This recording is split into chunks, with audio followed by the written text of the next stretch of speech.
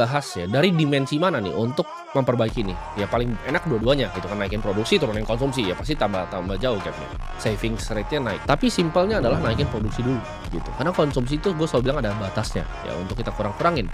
Karena ketika konsumsi lu udah rendah, lu mau nggak makan itu nggak bisa ya. Lu harus naikin yang namanya produksi lu ke masyarakat.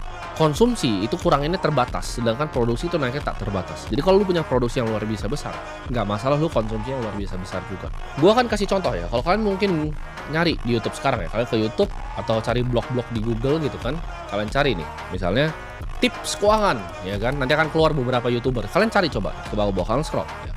Tips mengatur uang, itu kan keluar orang yang bilang seperti ini. Teman-teman tuh harus hemat ya, jangan mau minum kopi 30.000, cari kopi yang mungkin 5.000 aja teman-teman, ya. Oke. Mereka ngomongnya begitu. Terus mereka bilang apa lagi? Oh, teman-teman begini caranya ngatur uangnya. Kalian tabung di sini, sini.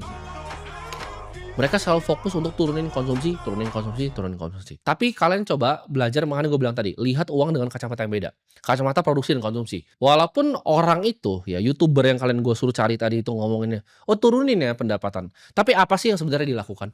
Kalian dengan nonton video dia memproduksi sebuah video YouTube. Ya kan?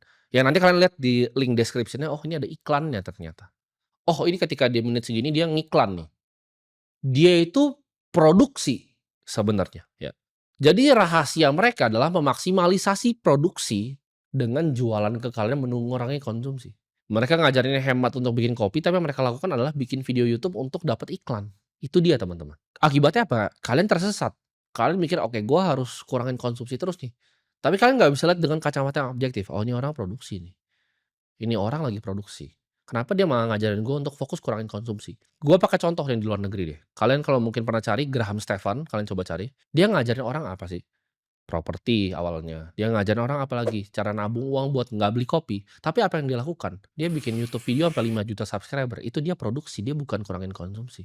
Kalian nggak bisa kontrol ya kondisi kalian dilahirkan seperti apa, situasi intelektual kalian seperti apa. Tapi yang kalian bisa kontrol adalah apa? Etos kerja kalian, disiplin kalian, konsistensi kalian dalam melakukan yang namanya produksi ini. Seberapa mau kalian belajar sebagai manusia untuk tingkatin produksi kalian di masyarakat, untuk besarin value kalian sebagai seseorang di masyarakat. Orang dengan skill yang makin tajam, makin tajam, makin tajam, otomatis produksinya akan makin besar.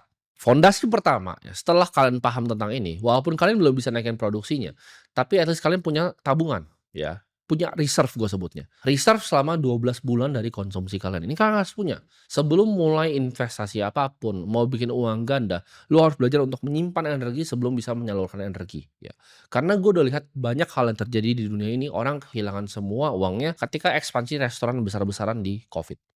Ketika ekspansi besar-besaran,